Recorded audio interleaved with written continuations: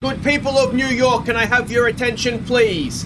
I can confirm proudly that Yankees team trainer Robbie Neal has been fired. Thank you. Thank you. Oh, well, that looks good. Can somebody please get a Big Mac sent to Yankee Stadium?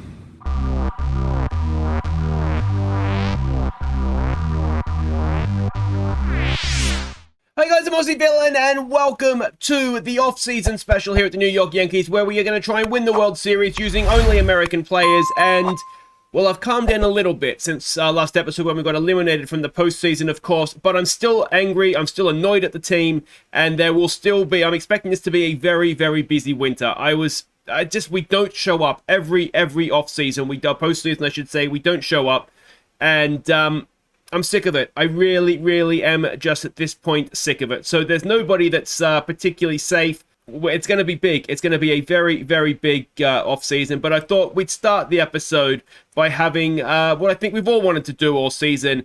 Our team trainer, who has been pathetic for someone who's supposed to prevent injuries. We're going to have a ceremonial firing. Get the hell out of New York, Robbie Neal. So thank Christ that's done. We'll be on the lookout for a new trainer. I don't care who it is, but it won't be Robbie Neal. Now, before we get to anything else today, we do need to go and have our end-of-season awards. See, among other things, who you guys voted as our MVP for this season. It's difficult to remember, isn't it? But it actually wasn't a bad season. We won 91 games. We took it down to the last couple of days, last day of the season before, it wasn't, we couldn't win the AL East. So there is some things to celebrate. It just doesn't. You have a little bit of a longer memory to remember exactly what it is. So I'll see you after the end of season awards, at which point we'll find out, among other things, who has won this season's World Series. Ladies and gentlemen, it's the New York Yankees end of season awards. Thank you, everybody. Thank you. Thank you so much. Thank you. Yeah, no, thank you. You're too kind. You're too kind. I'm actually not happy tonight. It's not a happy occasion. I am annoyed that yet again we find ourselves out in the ALDS. I mean, when are these players going to learn the season doesn't end in September? It ends in friggin' October. Guys, pull your heads out of your backsides and make sure next season you're playing all the way to the World Series and not stopping at the regular season. I'm sick of it, guys. Sick of it. I don't know if you deserve a round of applause, but you're going to get one anyway. The first award tonight goes to the pitcher with the most wins. And, well, I tell you what, we're lucky we got to double digits this season. The regular season wasn't too bad, I suppose. But with 11 wins, the award this year goes to Tyler Mahle. The next award is for the highest batting average. And, well, usually I like to have a couple of guys above 300. We failed that this year because we're pathetic. A batting average of .299 was enough to win, and the winner is David Fletcher. The next award is the Golden Bullseye. This is a satisfying one. I wish I could have hit some batters, but this is the batter that was hit most by pitchers. And, well, I don't know what this guy did to offend people, to be honest. He's just a likable guy. But with 8 times hit by a pitch, the Golden Bullseye this season goes to Nico Hoerner. The next award is the Golden Anchor, awarded to the man who was grounded into the most double plays. And, well, I think this is the award everybody seemed to want this season. A very, very hotly contested award indeed. Record high scores being set. So with 16 double plays, the winner is David Fletcher. Couldn't turn a double play to save yourself, but you can hit into them. Oh, unbelievable. The next award is the Golden Boot, awarded to the pitcher who has issued the most walks. And, well, it's a defense of the trophy for this guy, but I've got to say, 51 is not a bad number over the course of a season, is it? So with 51 walks issued, the Golden Boot goes to Tyler Mahle. The next award is the Golden Glasses, awarded to the hitter who has struck out the most. And, well, we brought this guy in to try and find ourselves a first baseman who could hit. And, well, we failed, didn't we? 135 strikeouts this season. The Golden Glasses go to Evan White. The next award is the Golden K, awarded to the pitcher with the most strikeouts. And again, pathetic. Did not even get 200 strikeouts, the winner of the award this year. And that is always my goal. as manager. So we're going to have a look at what we're doing in the starting rotation, clearly. But as I said, 169 strikeouts is enough for this man to take home the award. It's Tyler Mahle. The next award is the Golden Broom, awarded to the man who sweeps clean the bases, the player with the most RBIs. And this guy, I mean, he is the man that stops playing at the end of the regular season. Mr. I don't play in September, apparently. 114 RBIs in the regular season, though. The winner is Manny Machado.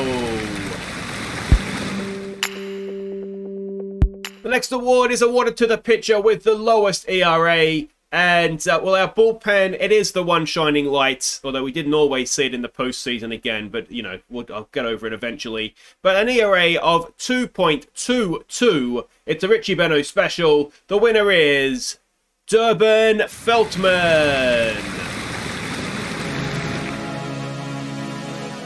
Richie Beno, old cricket commentator. You don't have cricket in the US. That's your problem, not mine, mate. All right, the next award is the man with the most home runs. And, well, 39 home runs, again, is not a bad total. And, again, we just didn't see it in the postseason. So the most home runs for this season goes to Manny Machado. The next award is one that is very, very satisfying this season, I've got to say. It's the Horse's Ass awarded to this season's worst player. And honestly, it could have gone to anybody. Carson Kelly, you are very low, are you, mate? You're very lucky you didn't get this for swinging at strikes above, not even strikes, that balls above your head, mate. That is ridiculous. But it could only really go to one man this season. He's no longer at the club. But the Horse's Ass goes to our team trainer, Robbie Neal. And now it is time to acknowledge our best pitcher of the season. Now, as ever, there is a formula we use to determine that, and that, along with all tonight's winners, is listed down in the description. So in third place with a score of 30.1, pathetic, it's Tyler Mahle. In second place with a score of 30.19, it's Durbin Feltman. But the winner, and I've got to say, deservedly so, out of the bullpen with a score of 35.18, it's Alex Vesia. And now it's time to acknowledge the hitters. And again, there is a formula we use to determine this. And again, it is listed down in the description. In third place with a score of 59.29, it's David Fletcher. In second place with a score of 62.83, it's Manny Machado. But the winner with a score of 64.2, it's the shortstop, Corey Seager.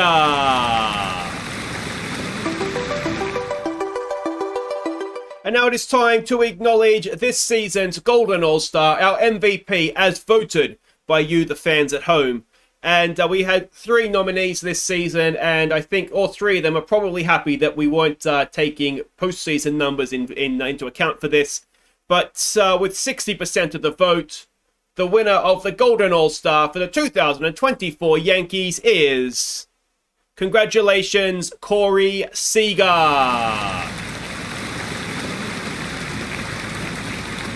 So there we go. Congratulations to Corey and the rest of the winners. None of you deserve your trophies. You've all been a disgrace in the postseason, and some of you might be back for next season. But thank you, everybody in the auditorium. Thank you for you watching at home. Hopefully you'll stick with us again next season at Yankee Stadium. If any of these guys are around, well, it's because I couldn't find anybody better. Thank you and good night.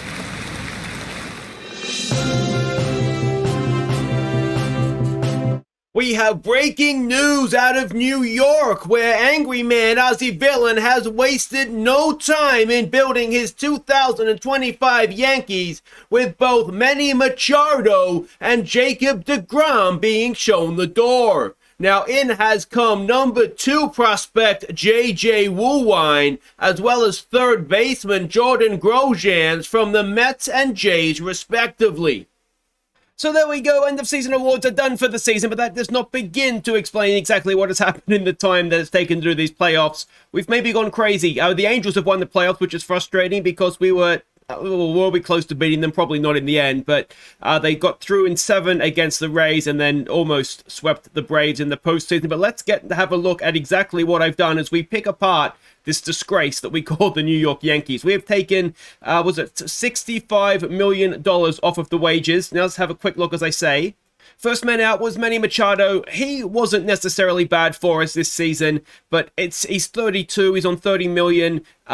If we wanted to rebuild, we had to get rid of somebody, and I just never quite feel like he shows up in the postseason. I don't know if that's harsh. He's hit 44 home runs and 39 home runs in 2 of the last 3 seasons, over 100 RBIs in 2 of the last 3 seasons.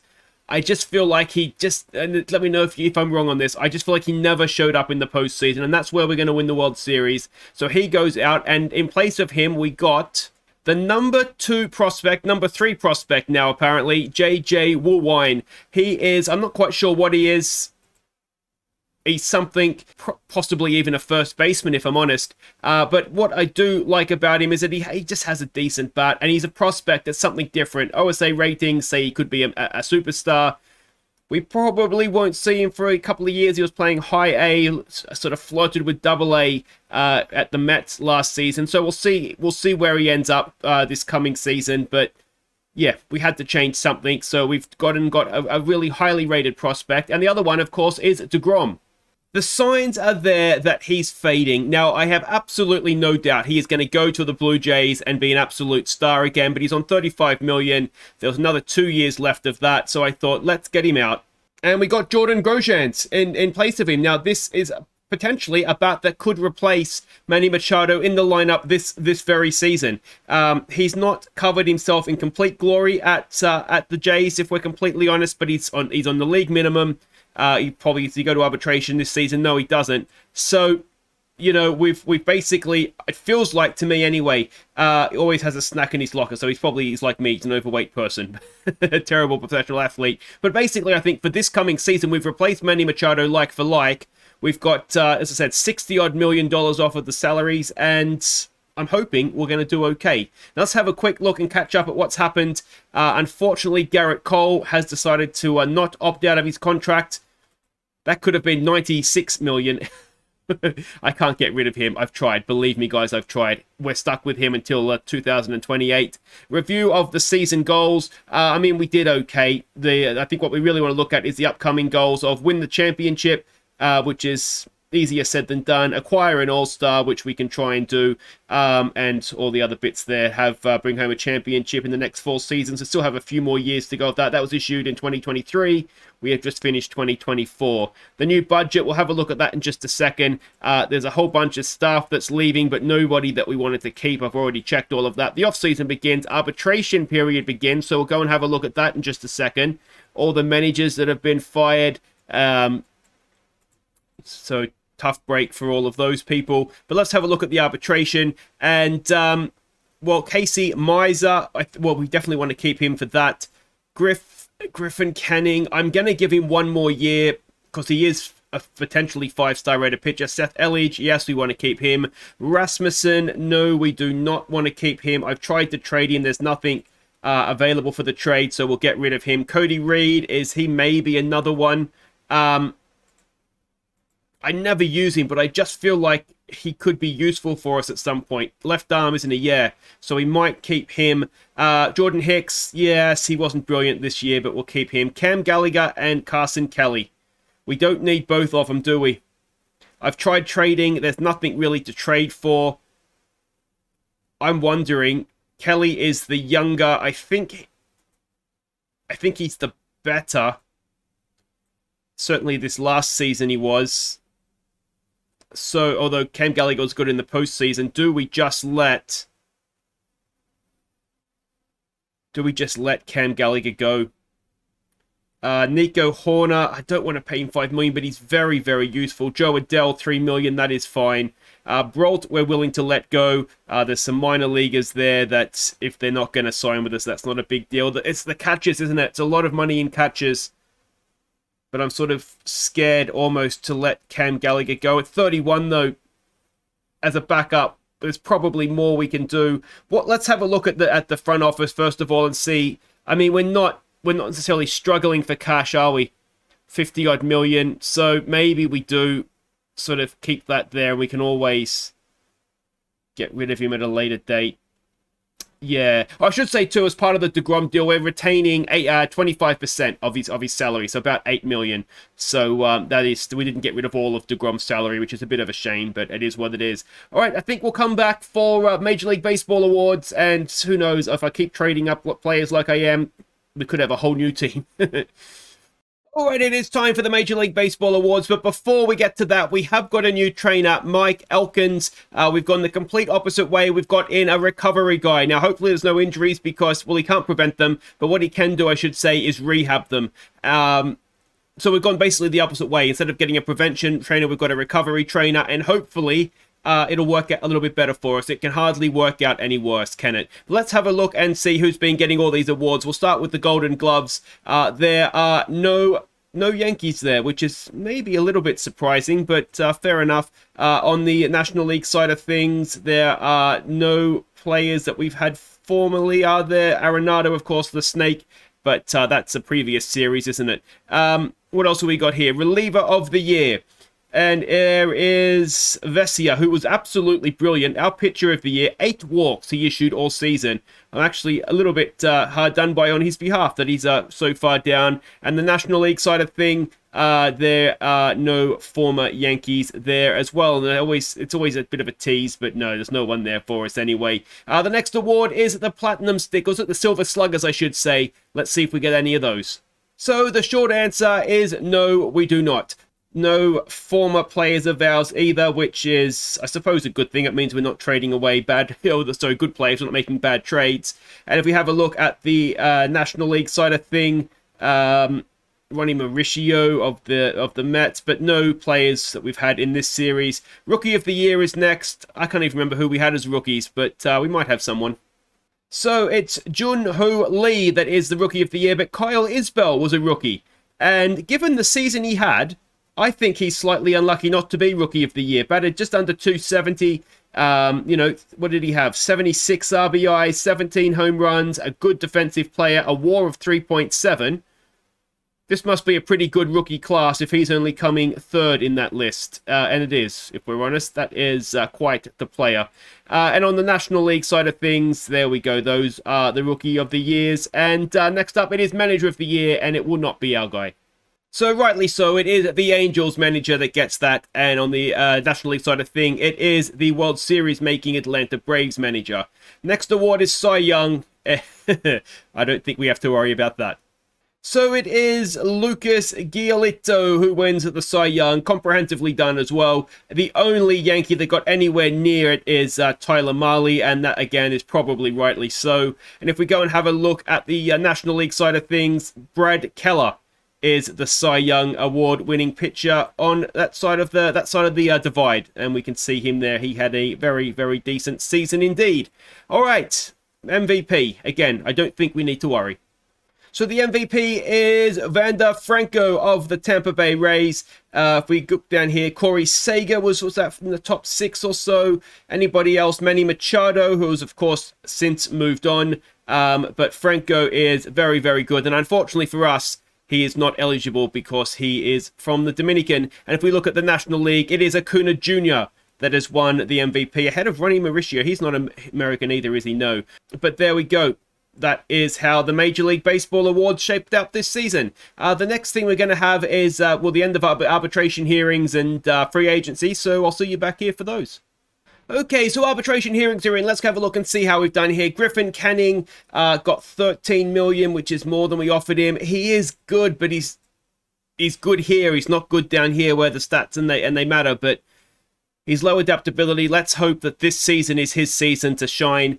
Casey Mize is, he got the 750. He was injured last season, so it's difficult to ask for more than that. Well, Carson Kelly wanted almost 12 million. That would have annoyed me, but he didn't get it. Hoerner we got the 5.5 we offered. Joe Adell got the 3 million that we offered, which is good. Hicks got 7 or just over 7, which is what we offered. Seth Elledge got 1.5. We might try and tie him down to a longer term deal, actually, because he's 28. He's quite good. if we can keep his salary down, then that would be a good thing for us, won't it? Cam Gallagher got, if he got almost 9 million, that would have been, we could have had so much money tied up in catches. And Cody Reed got the 1.1, which is fine. So that's all the arbitration hearings done. Who are you wanting to trade me for? Well, I can't because he's not American, so we'll have to reject that. Sorry, Kansas City Royals. Free agency is tomorrow. Let's come back for that one. Okay, so here we go. We've just got the American free agents, so we don't tease ourselves. There's a couple of pitches here that are good, but obviously want some big money. We'll have a quick scroll down. I'm not anticipating doing too much on free agency this season. I mean, it's always the way with free agency, isn't it? It's just a lot of older players that don't really are just looking for a payday. I mean, some of them are good, obviously, but I've personally just had I've almost like, I don't know if it's bad luck or just very bad at picking them. And I'll tell you what, 25-year-old though might be, we'll offer him a minor league deal, I should say, see if he takes that. Yeah, I've just never really had much luck with it. So unless there's somebody that will come in and instantly fill a hole for us, which it doesn't look like there is, I'm not too bothered this particular off-season. So there we go. That is free agency. If you want to have a look at the sort of the bigger names, that's who the game says were the bigger names that got released. And the international free agents, a little bit annoyingly, there's an Australian there, and it's actually a decent Australian. Will you permit me one Australian? But there we go. I think he'd be quite useful. Just a nice top of the order. Not really speedy enough, though. But anyway, doesn't matter because we can't sign him. So there we go, guys. That will be that. We will be back when there's something else to report in on. And, yeah, who knows? It could be anything. Hi, Trevor Stefan. It's Aussie Villain. I'm good, mate. I'm good. Listen, there's been a little bit of interest in you. Yeah. Well, mostly because I've been offering you around. Mate, I understand. I know. I love the city as well. Mate, I could never ask you to leave New York. I know how much you love it. So you're going to the Mets.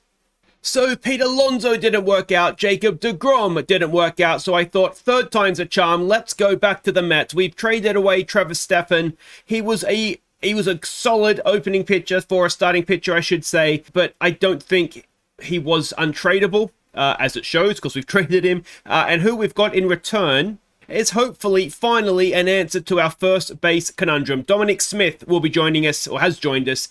He will play first base for us. He will hopefully be a good bat for us.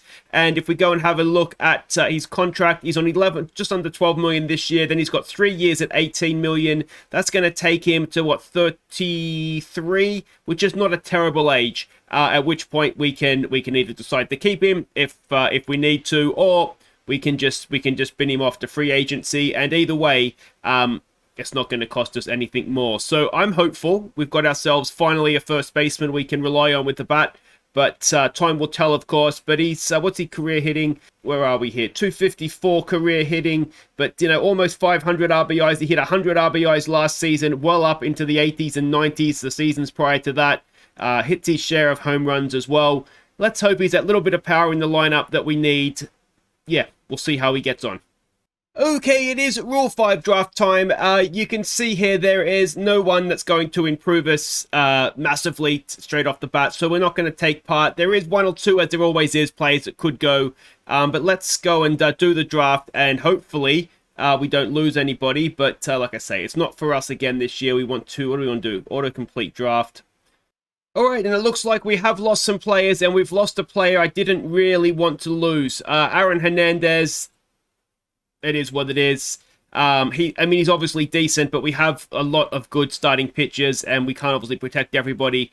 This is someone I didn't want to lose. I'm hoping that they'll be back this season, because they were only down in Double-A, and they weren't completely smashing it to pieces, but there is a bit of potential there, so yeah, hopefully Colby will be back with us before the season ends. And Cullen, I don't recognize the name, a second baseman. Oh, he was at AAA, wasn't he? Yeah, that's not a big deal. He was never going to make it with us, I don't think. So we've lost two guys we maybe didn't want to lose, but like I say, we've got depth in starting pitching of that sort of caliber, so it's not the end of the world. So a little bit of breaking Major League Baseball news. The Kansas City Royals are moving to Jacksonville. They're now the Jacksonville Sharks. There we go. That's exciting, isn't it? All right, we are now at the start of spring training, which brings us to the end of our episode today. We did a lot of our business early on, and well, this is the way I see things coming into spring training. Obviously, things could change, but we're looking at having David Fletcher lead us off and play at second base. We're looking at having moving JJ back up the order to play in left field and bat second. Hopefully, he does better this year than he did last year. We're then looking at Jordan Grosjean's batting third at third base. Obviously, again, this can all be subject to change. Cleanup man, I'm looking at this point at Corey Seager. He's been fairly consistent with RBIs for us. He tends to drive the runs in, so we'll keep him stick him at cleanup. Joey Gallo, he has power, he has on-base percentage, so we'll leave him at 5 in right field. Hopefully he stays fit this season. You can see he is fragile, though, and he's a free agent at the end of this coming season as well, so it's a contract year for him. Hopefully he makes us want to keep him. Joe Adell, he will be the designated hitter this season. He was having a really good year last season, wasn't he? Batting over 300 until he got injured.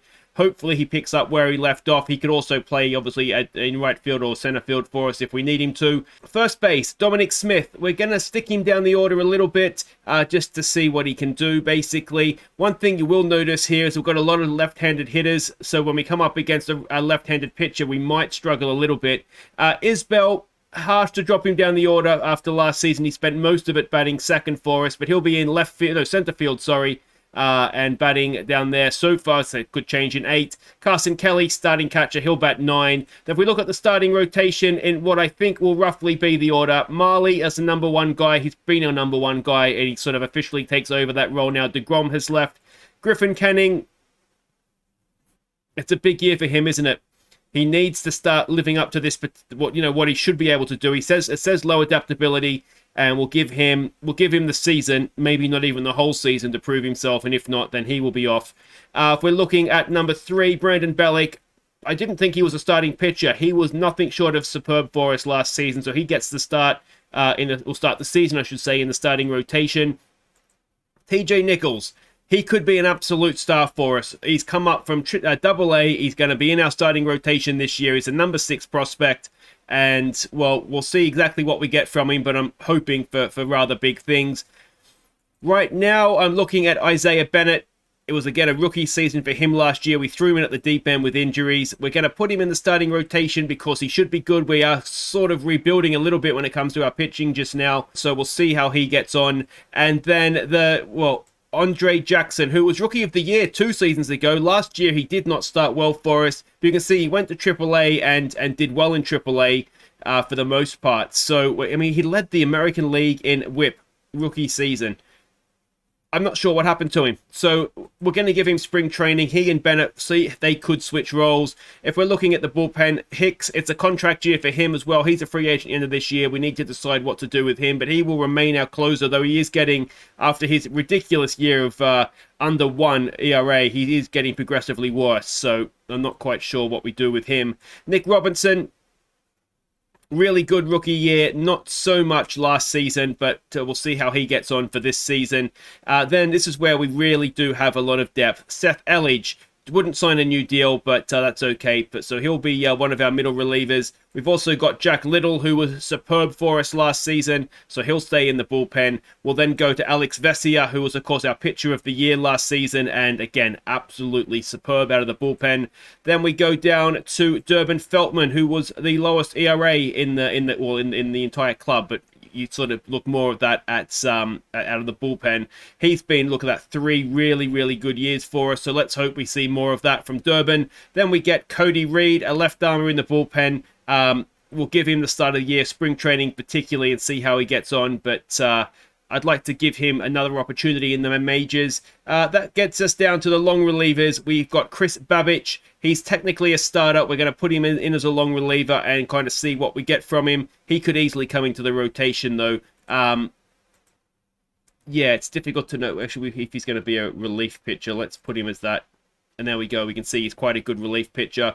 And then, of course, Garrett Cole. I mean, what do you do with Garrett Cole other than stick him in long relief? To be fair to him, he's had 2 years since his serious injury in the bullpen, and he's not done badly, but it's not where you want to be having $36 million, is it? I mean, if you look at him, why don't we use him as a starter?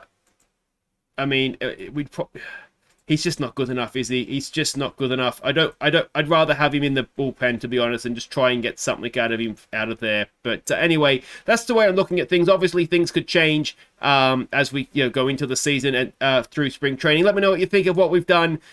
We have massively lowered the wages, haven't we? The salary is way down. We've got money to spend if we need to. Yeah, let me know how you think we'll get on this year. What else you think we need to do? I'm relatively confident, and we'll be back next episode. Well, I said that every season. I don't know what to do. I just hope. I'm relatively confident that we'll. I don't know. We'll get to the postseason. Anyway, Machado's gone, DeGrom's gone. At least it doesn't cost us much money this year. We'll be back next episode for opening day. We'll be hosting the Baltimore Orioles, and hopefully we'll get off to a winning start. If you've enjoyed that, thumbs up, subscribe if you're new. Take care.